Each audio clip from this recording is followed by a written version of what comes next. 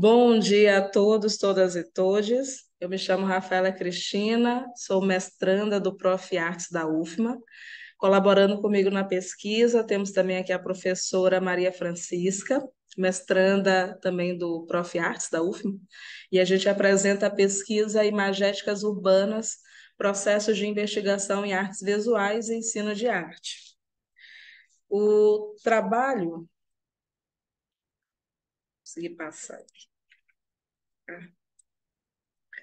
Bom, o trabalho ele partiu do princípio de que o homem ele é cercado de imagens. Há uma profusão de imagens em todo o ambiente do qual ele faz parte. Imagens que começaram a se tornar, a ter um uso mais crescente a partir das redes sociais e surgiram novos símbolos. Entretanto, tudo isso acarretou também numa espécie de banalização da paisagem visível, né? De tal forma que, em muitos contextos, ela começa a ficar um pouco caótica. E algo que o Bachelard coloca, e é bem oportuno para esse momento, é na questão mesmo do homem, criar vínculo com essas interações humanas, do homem se colocar dentro desse processo de interação com o que está no seu entorno, não no sentido de se apropriar, mas no sentido mesmo de compreender essas relações. E, diante disso, a gente vê a importância do papel do arte educador na construção de sujeitos sensíveis à cultura do seu entorno, né? Uma vez que o arte educador ele tem esse papel de trabalhar as experiências sensíveis nos seus alunos, né? Ele acaba tendo esse papel de uma maneira um pouco mais é, ele acaba sendo um pouco mais protagonista nesse processo do que outras disciplinas, né? E o interessante da nossa pesquisa é que ela busca as narrativas urbanas. E nesse primeiro momento, a gente começa a identificar primeiro, né, o grafite, que é uma narrativa presente nas ruas, presente nos muros, é uma narrativa que visualmente ela está ali, né, mais presente do que algumas outras. E o interessante é que o grafite, quando ele surgiu em meio a uma crise, né? Na década de 70, ele surgiu como uma forma de resistência a todo o processo de discriminação racial que ocorria ali no, em Nova York. Quando chega no Brasil, na década de 80, é em meio também a um processo de crise, porque a gente está saindo da ditadura militar e a questão da censura, a questão das restrições ainda era muito preponderante, né? Sem falar também alguns pontos de convergência, de discriminação também que ocorriam. Então, o grafite, ele se torna, né, esse movimento de resistência, esse movimento também de comunicação, de comunicar algo, né, que você quer que o outro entenda de uma maneira é, um pouco mais interagindo mais com você, né? E trazendo isso para a nossa realidade, que é aqui no Maranhão, a gente tem também em muitos bairros a produção do grafite, mas a gente vai trazer um pouco mais a questão do bairro da Cidade Operária, que é onde estão os sujeitos que fazem parte dessa pesquisa. E o interessante do grafite hoje é que ele começa a ter uma aceitação muito maior. O grafiteiro que está ali nesse processo de produção, ele não está mais se escondendo, pelo contrário, ele está ali desejando ser visto e desejando que as pessoas compreendam que esse é o trabalho dele, que ele é o artista produtor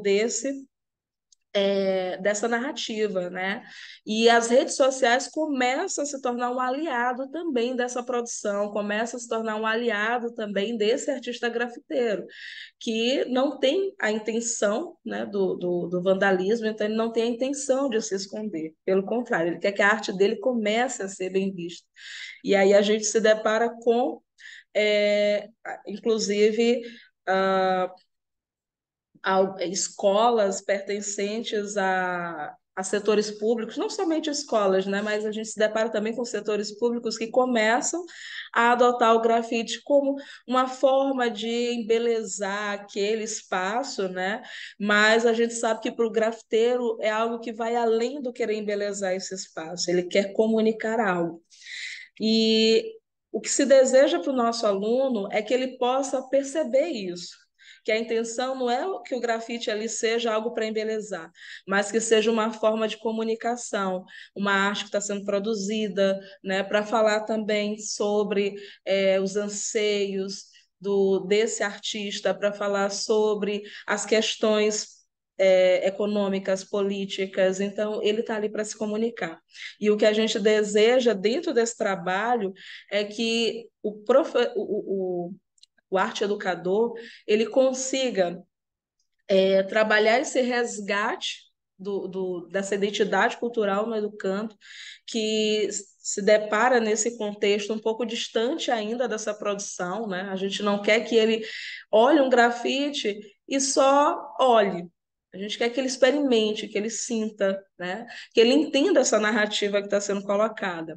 Então, por isso, nesse trabalho, a gente busca identificar a arte urbana produzida nos bairros periféricos, nesse primeiro momento, o bairro escolhido é a cidade operária, mas a gente quer que o educando identifique, que ele investigue, né, que ele entre em contato, né, com a experiência de estar nesse processo.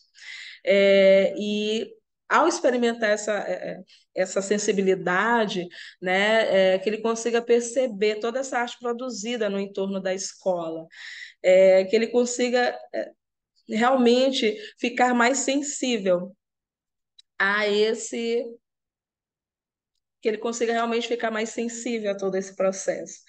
E é claro que tudo isso passa por um processo de acompanhamento, né, onde o arte educador ele vai estar ali junto com esse aluno nesse processo de investigação, de identificação, de experimentação, e a partir disso a ideia é que, como resultado final, o educando ele possa de fato perceber o potencial criativo dele, né, enquanto sujeito participativo do processo, que ele possa também perpetuar toda essa arte que está sendo produzida, né? O que se deseja mesmo é que ela não se perca com o tempo.